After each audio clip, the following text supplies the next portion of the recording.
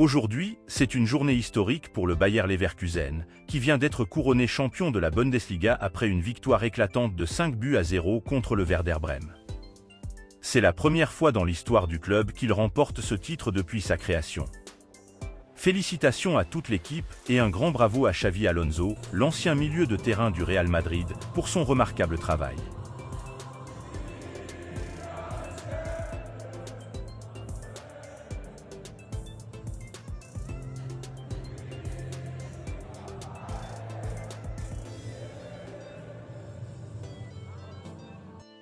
Andriy Lunin, le gardien du Real Madrid, s'est révélé être un élément crucial lors des matchs, parvenant à faire oublier Thibaut Courtois aux supporters merengues.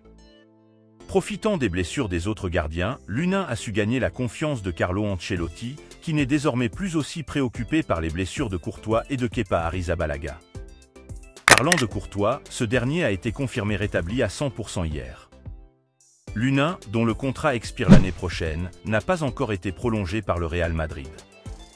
Cependant, il est fort probable que Florentino Pérez prolonge son contrat. Kepa, près Madrid, devrait probablement repartir. En effet, selon les informations disponibles, les dirigeants bavarois envisagent d'intégrer Lunin à leur équipe. Actuellement deuxième en Bundesliga, le Bayern Munich cherche à renforcer son effectif en prévision de la saison prochaine. Lors du récent affrontement entre le Paris Saint-Germain et Barcelone, ce sont les Catalans qui l'ont emporté sur un score de 3-2. Suite à cette rencontre, tant Kylian Mbappé que Luis Enrique ont essuyé de vives critiques. En effet, Mbappé a rencontré des difficultés à se démarquer face à la défense de Barcelone, surtout sur l'aile gauche. Quant à Luis Enrique, ses choix de composition d'équipe ont été remis en question, notamment la titularisation de Beraldo. Dans ses commentaires sur RMC Sport, Christophe Dugarry, ancien joueur devenu journaliste, a sévèrement critiqué Mbappé. Son rendement décline depuis quelques semaines. Ce qui est inquiétant, ce n'est pas tant sa performance sur le terrain que son attitude.